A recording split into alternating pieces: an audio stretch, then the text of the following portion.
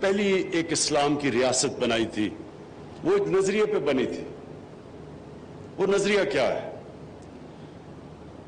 وہ نظریہ یہ ہے کہ ایک ریاست کی ذمہ داری ہوتی ہے کہ وہ اپنے کمزور طبقے کو اوپر لے کے آئے۔ وہ کمزور طبقہ خود اوپر نہیں آ سکتا، اس کو مدد کی ضرورت ہوتی ہے۔ اور ریاست کی سب سے زیادہ ذمہ داری ہوتی ہے کہ اپنے کمزور لوگوں کو، جس طرح دنیا کی تاریخ کی پہلی فلاحی ریاست بنائی گئی مدینہ میں، کبھی دنیا میں کوئی سوچ نہیں تھی فلاحی ریاست کی۔ مدینہ کی ریاست میں انہوں نے ذمہ داری لی بیووں، یتیموں، معذوروں، بوڑھوں کو، غریبوں کو۔ اور دنیا کی تاریخ میں اس طرح کا انقلاب آیا ہی نہیں کہ وہ لوگ جن کی کوئی حیثیت ہی نہیں تھی، وہ انہوں نے دنیا کی امامت کی کئی سو سال تک۔ تو یہ ہمارا ملک بھی، جو ہمارے علامہ اقبال اور قائد اعظم کی سوچ تھی، وہی تھی اسلامی فلاحی ریاست۔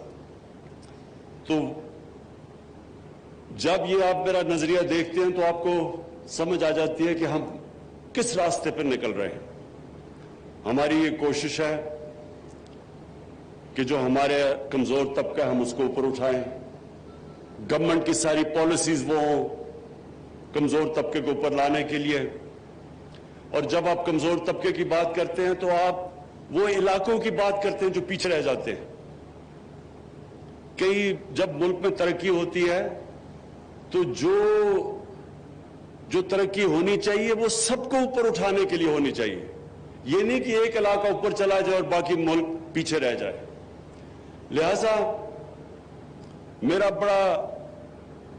بڑا واضح موقف ہے قبائلی علاقے کے اوپر، بلوچستان پہ۔ اور کئی ہماری ڈسٹرکٹس ہیں پنجاب میں، مثلا ڈی جی خان، میاں والی، یہ سب پیچھے رہ گئے ہیں۔ سندھ کے کئی علاقے اندرون سندھ میں پیچھے رہ گئے ہیں۔ تو لہذا جو علاقے سب سے پیچھے رہ گئے ہیں ان میں قبائلی علاقہ سب سے نمایاں ہے، کیونکہ جو سسٹم بنا تھا قبائلی علاقے کا، قبائلی علاقہ کا اسپیشل سٹیٹس تھا۔ پاکستان کے صرف 44 قانون قبائلی علاقوں میں لاگو تھے۔ تو قبائلی علاقے کی کسی نے، کیونکہ قبائلی علاقے کی ووٹ سے تو کوئی اقتدار میں نہیں آتا تھا، نہ سینٹر میں اور نہ تب نارتھ ویسٹ فرنٹیئر پروونس تھا، اب صوبہ پختونخوا، اس میں تو اس کو قبائلی علاقے کی ووٹ کی ضرورت نہیں تھی۔ تو جس طرح سندھ کے اندر جو پارٹی اندرون سندھ سے آتی ہے وہ کراچی کے لیے کچھ نہیں کرتی، تو کراچی کے جو آج کل برے حالات ہیں اس لیے کہ جو پارٹی ووٹ لے کے آتی ہے وہ تو اندرون سندھ سے لے کے آتی ہے، تو ان کے لیے ڈیولپمنٹ کرتی ہے۔ اس سے پہلے یہ جو پنجاب کے اندر نون لیگ کا گڑھ سینٹرل پنجاب تھا اور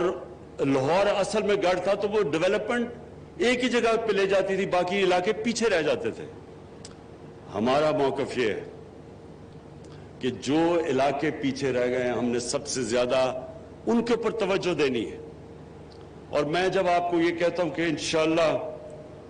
محمود خان بات ٹھیک کہتے ہیں کہ جب انشاءاللہ ہم بات کرتے ہیں قبائلی علاقے کی، ہماری پوری کوشش ہے کہ ہم زیادہ سے زیادہ فنڈز قبائلی علاقے کے اوپر خرچ کریں۔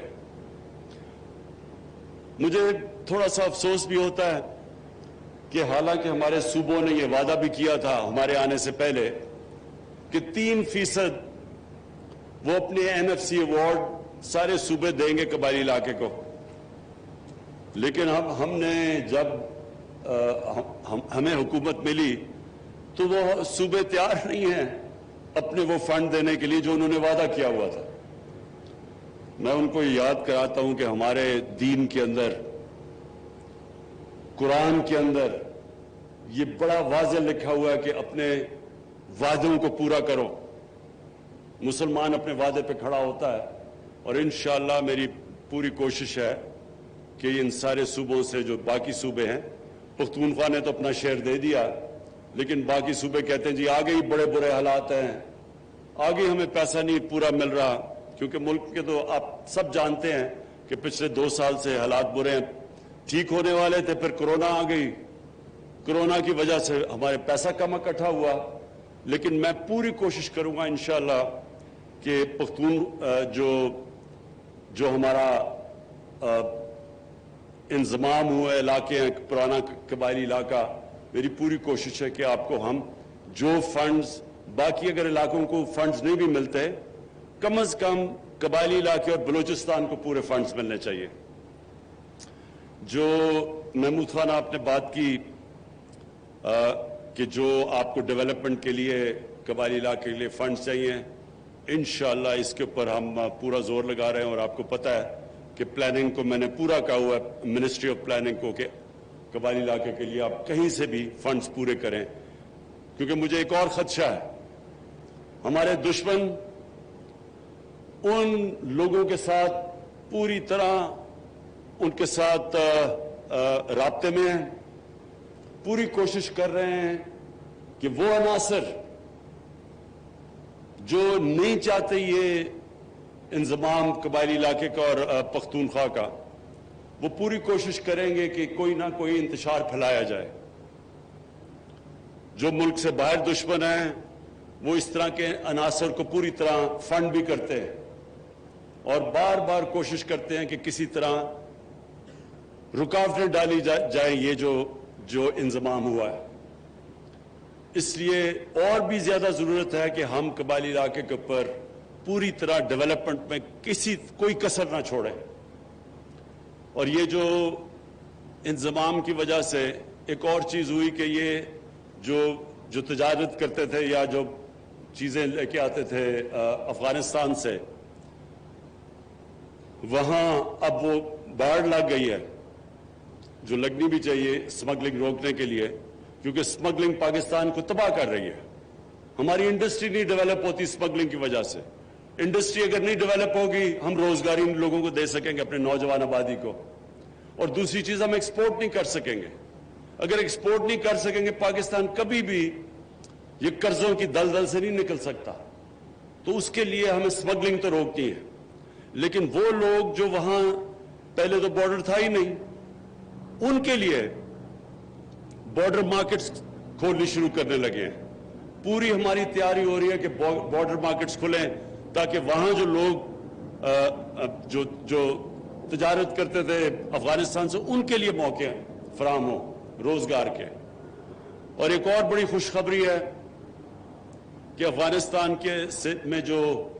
اب امن کی طرف ڈائلاگ شروع ہو گیا ہے طالبان کا اور افغان گورنمنٹ کا، ہم سب دعا کرتے ہیں کہ یہ کامیاب ہو جائے۔ ادھر بھی ہمیں خوف ہے کہ ایسے عناصر بیٹھے ہوئے ہیں، ایسے ملک جو نہیں چاہتے کہ یہ امن ہو افغانستان میں، اور ہم سب دعا کرتے ہیں کہ اگر افغانستان میں امن ہو جائے تو یہ سارا قبائلی علاقہ، اس سب میں ایک بہت بڑی تبدیلی آ جائے گی، کیونکہ تجارت شروع ہو جائے گی، یہاں سے سینٹرل ایشیا تک موقع ملے گا تجارت کرنے کا، تو وہ خوشحالی آئے گی جو ابھی تک بدقسمتی سے جب سے پاکستان بنا ہے قبائلی علاقے میں وہ خوشحالی نہیں آئی۔ اور اب انشاءاللہ اگر یہ جس طرف جا رہا ہے امن کا بات چیت، اور انشاءاللہ اگر یہ آگے بڑھتی ہے تو سارا قبائلی علاقہ سب میں بہت بڑی تبدیلی آئے گی تجارت کی وجہ سے۔ میں آخر میں محمود خان آپ کو پوری اپنی طرف سے اور اپنی فیڈرل گورنمنٹ کی طرف سے آپ کو یہ پورا آپ کو اعتماد سے کہتا ہوں کہ ہر قسم کا آپ کے ساتھ آپ کی مدد کی جائے گی کہ یہ جو قبائلی علاقے جو آپ کا حصہ بنے پختونخوا کا، ان کی ہر قسم کی مدد کی جائے، ہر قسم کے فنڈز دیے جائیں، ہر قسم کی ڈیولپمنٹ کی جائے، کیونکہ یہاں لوگوں کو سب سے زیادہ ضرورت ہے، اور وجہ اس کی یہ کہ 70 سالوں میں یہ قبائلی علاقہ پیچھے رہ چکا ہے، سب سے زیادہ غربت یہاں ہے، سب سے کم تعلیم اس علاقے میں ہے، سب سے کم روزگار اس علاقے میں ہے، یہاں سے لوگوں کو دور دور جانا پڑتا ہے روزگار لینے کے لیے۔ اس لیے ہماری پوری کوشش ہوگی کہ اس علاقے میں انڈسٹری بھی لگے اور انڈسٹری وہ لگے جو ایکسپورٹ کر سکے، خاص طور پہ افغانستان سینٹرل ایشیا میں، جو ایک اور بہت بڑا ذریعہ معاش اس سارے علاقے میں ہو سکتا ہے۔ زیتون ہم کوشش کر رہے ہیں سب اس علاقے میں زیتون کے درخت لگائیں۔ یہ جو ہم نے سٹڈی کیا ہے یہاں سے لے کے نیچے وزیرستان تک، یہ وہ علاقہ ہے جو سب سے زیادہ جدھر زیتون کے درخت بہترین اگتے ہیں، اور اگر یہ اگلے 3-4 سال تک جو ہم درخت اگا رہے ہیں یہ آپ کو یہی اس علاقے میں اتنی آمدنی دے دے گا کہ آپ کو کسی کو ابھی تک اندازہ نہیں، کیونکہ جو زیتون ہے وہ دنیا میں بھی ایکسپورٹ کر سکتے ہیں، اور ہم جو باہر سے اتنا زیادہ جو تیل یعنی گھی وہ جو باہر سے امپورٹ کرتے ہیں وہ بھی ہمیں نہیں کرنا پڑے گا، اور یہ اس سے ایکسپورٹس بھی بڑھیں گی اور اس سارے علاقے میں انشاءاللہ خوشحالی بھی آئے گی۔ بہت بہت شکریہ۔ وزیر اعظم عمران خان ضلع محمد میں قبائلی عبائدین سے خطاب کر رہے تھے۔ ان کا کہنا تھا کہ ہماری حکومت کا نظریہ ریاست مدینہ کا فلاحی ماڈل ہے، ہمارا مقصد کمزور اور پسماندہ طبقے کا معیار زندگی بلند کرنا ہے۔ پورے ملک